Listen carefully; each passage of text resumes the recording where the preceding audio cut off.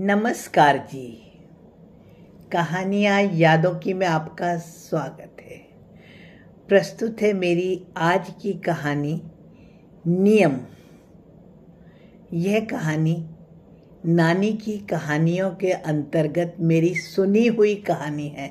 यह मेरे द्वारा रचित नहीं है। बहुत समय पुरानी बात है। एक ग्राम में एक किसान रहता था। वह बहुत मेहनती था। सारा दिन अपने बैलों का ख्याल रखना, अपने कुत्ते का ख्याल रखना, इसके अतिरिक्त अपने पालतू जानवरों को ख्याल रखना, सारा दिन खेती में लगा रहना। वो हर समय व्यस्त ही रहता था। हालांकि वह बहुत अमीर भी नहीं था, परंतु वो सबकी सहायता करा करता था।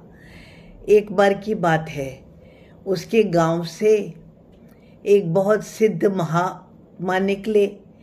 अब उन सिद्ध महात्मा के लिए उसने उनके पैर छुए, पैर धोए, और जब वो खेतों में से निकल रहे थे तो उसने अपना भोजन भी उन सिद्ध महात्मा को खिला दिया। सिद्ध महात्मा बहुत खुश हुए। उन्होंने कहा कि तुम इतने अच्छे हो और तुम इतनी मेहनत करते हो, सब कुछ करते हो, फिर भी तुम इतने धनी नहीं हो पाए। ऐसा करो, तुम परमात्मा सबको सब कुछ देता है, तुम भगवान की पूजा करने में समय लगाओ, रोज मंदिर जाओ, पूजा करो। तो उस किसान ने कहा, मुझे इतना समय कहाँ कि मैं मंदिर जाऊं या कि मैं अच्छा। उसने बोला, चलो मंदिर नहीं जाओगे, तुम नहा धो कर के बस हाथ ही तो जोड़ना है, अपने घर में ही जोड़ लेना नहा धो करके, और फिर जल चढ़ा देना। उसने बोला, नहीं, मेरे को इतना समय नहीं मिलता, क्योंकि मैं उठते से ही मुझे खेत में जाना है, फिर ये भी भूखे प्यासे होते हैं, जानवर भी, उनको भी देखना है, बैल को भी देखना है, ये सब तो नहीं ही हो सकेगा, क्षमा करें, कोई बात नहीं, मैं अपना स्थिति से संतुष्ट हूँ। अब जब उसने ऐसे कहा तो ठीक है भाई, परंतु सिद्ध महात्मा उन्हें कुछ देना ही चाहते होंगे। उन्होंने बोला, अच्छा तू कोई सा भी एक नियम बना ले जीवन में। ये नहीं ना कि भाई मेरे को ये करना है तो मैं ये करने लग गया, वो करना है तो वो करने लग गया, अभी खेतों में करने लग गया, अभी जानवरों का कोई नियम नहीं है तेरी जिंदगी में। तू कुछ भी नियम बना ले, चल हाथ जोड़ने का मन, वो हर एक बात को मना करता रहा कि मैं नहीं बना सकता। उसने बोला, अच्छा कुछ तो हो सकता होगा जो तू कर सकता है। उसने बोला, मैं क्या नियम बनाऊं, चलो ठीक है, मैं सवेरे सवेरे ना ये कर सकता हूँ कि मेरा भी जो पड़ोसी है, यहाँ पर सबका यही हाल है, मेरा पड़ोसी भी तो सवेरे सवेरे जब मैं उठता हूँ तो वो भी अपना खोद रहा होता है, अपना खेत पे कहीं काम कर रहा होता है या कुछ ऐसे ही। हम सब लोग ऐसे ही करते हैं, हम नियम का पालन नहीं कर सकते। परंतु वो सिद्ध महात्मा भी जिद पर उन्होंने कहा, नहीं, कुछ तो कर ले, कुछ तो कर सकता होगा ना। उसने कहा, अच्छा मैं क्या नियम बनाऊं। उसने कहा, अच्छा चल तू यही नियम बना ले, तेरा पड़ोसी जब तू उठता है तो कुछ कर रहा होता है ना, काम अपने खेत में ही कर रहा होता है ना। उसने बोला, हाँ। कहता, बस चल तू यही नियम बना ले कि तू सवेरे उठ और अपने उस पड़ोसी को देखने के बाद में अपना कार्य शुरू कर।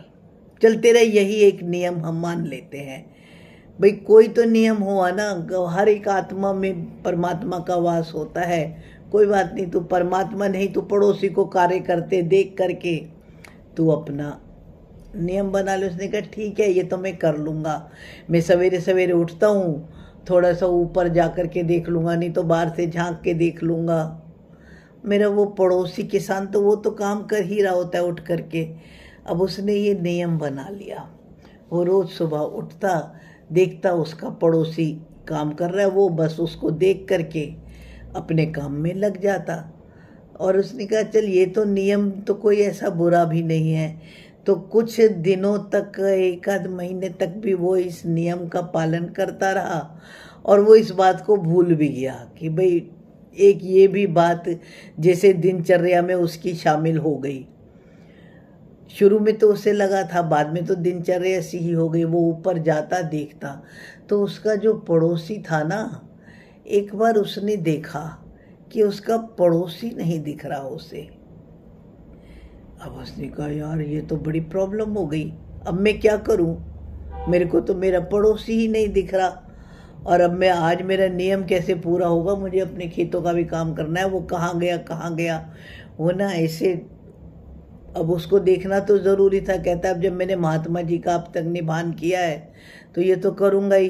अब उसने पूछा भाई देखा इधर कहीं, उसको ढूंढता ढूंढता वो खेतों में बहुत दूर तक आगे तक चला गया कि मैं आज अपने पड़ोसी को तो ढूंढना ही पड़ेगा।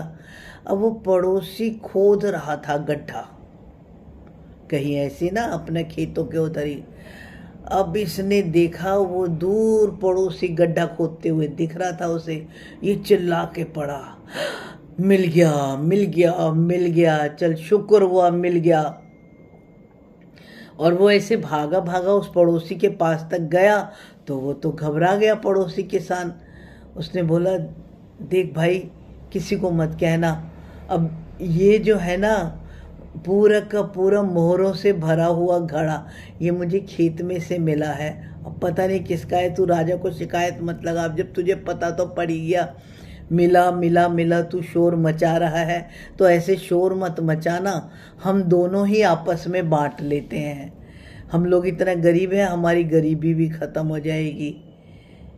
इसने ये तो हैरान रह गया, इसको तो बिल्कुल भी, ये तो उसने कोई थोड़े ही ना देखा, तो उसने कहा ये इतनी सारी मोहरें, कहता हाँ मेरे को मिली थी ना जब मेरे अपने उधर को सवेरे सवेरे जब मैं अपने घर के बाहर में गड्ढा ऐसे खोद रहा था खेती करने के लिए, जब ऐसे फावड़ा चला रहा था तब मुझे दिखा तो मैं इधर छुपाने के लिए आया था, पर तुझे तो सब कुछ पता पड़ गया, तूने शायद मुझे निकालते हुए देख लिया और मेरा पीछा करते हुए यहाँ तक भी आ गया, तो भाई आधा तू भी ले ले, तेरा भी हो गया मेरा भी हो गया। और ऐसा कह के उसने ज़बरदस्ती से उस किसान को आधी मोहरें दे दी। उसने कहा देख अब किसी को बतलाइयो मत, राजा तक कहीं ये बात ना पहुंच जाए। वो मोहरें लेके बहुत हैरान हुआ। फिर उसको याद आई सिद्ध महात्मा वाली बात कि कोई भी नियम ज़रूरी है। फिर उसके मन में आया अरे मैं तो कोई भी परमात्मा का नाम भी नहीं लेता, कुछ भी नहीं लेता, मेरे इतने से नियम से मेरी गरीबी भी दूर हो गई, तो अगर मैं वास्तव में ही कोई अच्छा नियम लूं, जैसे कि उन्होंने कहा कि सवेरे उठ के नहा करके पूजा करूं, मंदिर जाऊं, तो मेरे जीवन को कितना अच्छा रूप में बदल जाएगा। ऐसा सोचते हुए ना उसने परमात्मा को धन्यवाद दिया और वह आधी मोहरें लेकर के अपने घर आया।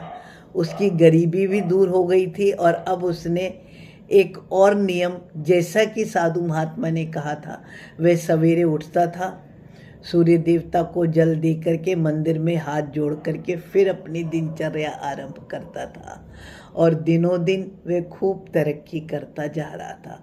पैसों की तो अब उसके पास कमी रह ही नहीं गई थी। इसलिए ही तो कहते हैं जीवन में अपनी दिनचर्या संभालें, कोई नियम को पालन करें तो जीवन बहुत अच्छा हो जाता है और बहुत सरल भी हो जाता है। धन्यवाद जी। मेरी कहानी पसंद आने पर आपके मन में कोई भी विचार आए तो उसे कमेंट्स द्वारा सूचित करें। नमस्कार।